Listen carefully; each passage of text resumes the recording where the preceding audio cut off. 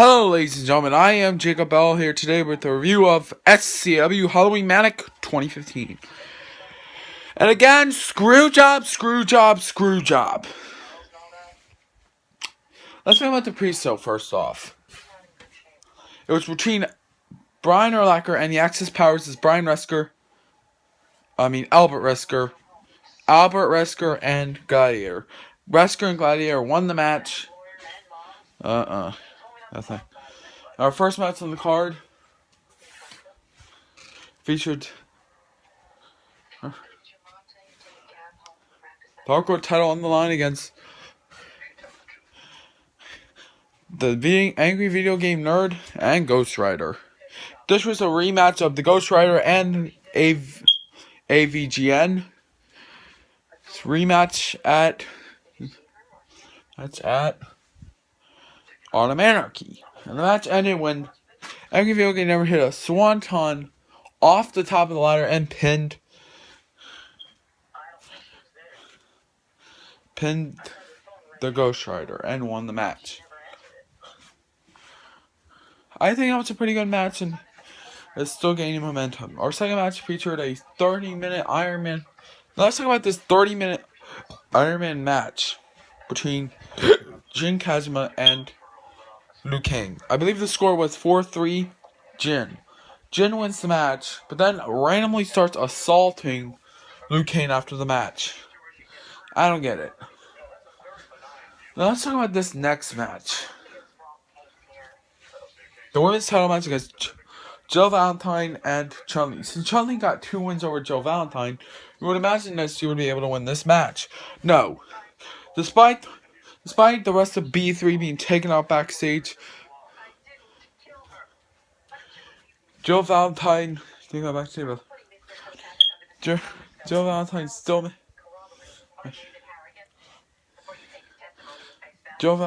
managed to retain the title.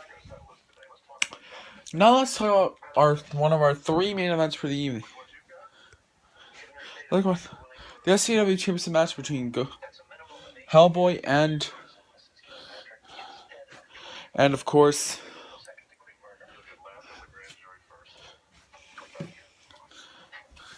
the Prince of Persia. Now before that, I want to talk about how Resker and Gladiator were talking about taking over the Axis powers. Now, this match was not the main event. It was not even anywhere near the main event.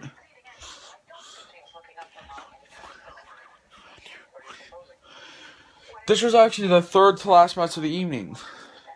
And it involved Hellboy winning the match despite Harry Potter. Now there's question about within the rankings of the Axis powers. But I question, why wasn't this the main event?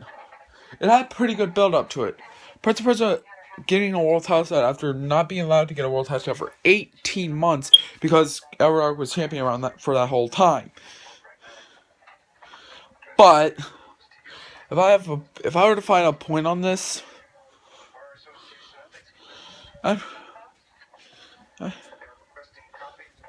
Prince of Persia will probably, but who knows?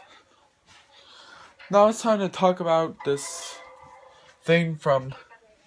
Man, one of the most shocking moments of the night came from when Guile made an address to an entire CW audience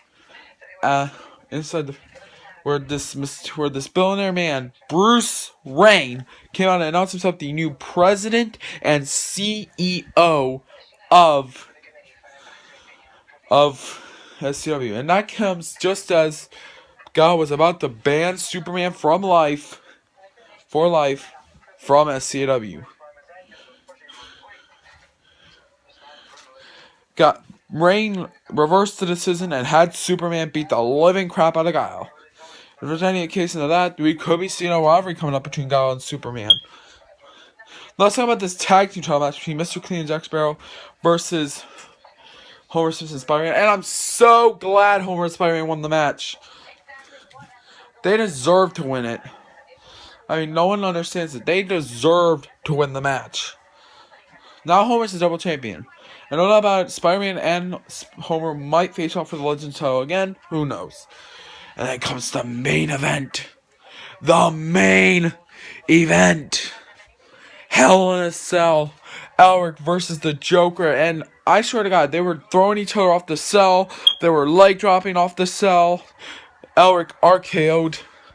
Alric's son alchemied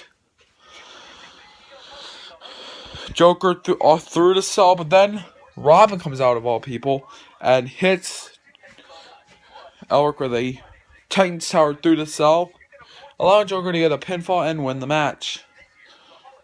I don't think that was fair. But what's even less fair is that